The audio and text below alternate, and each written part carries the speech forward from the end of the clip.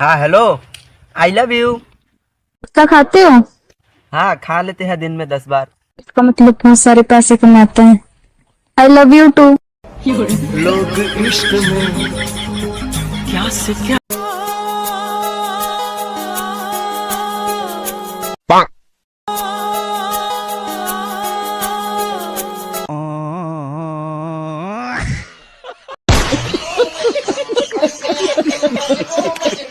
ভাই কত এটা কি স্যান্ডেল ইটি কত কি স্যান্ডেলের জোড়া দেখ স্যান্ডেলের জোড়া আছে তোর নাই দূর লাউরা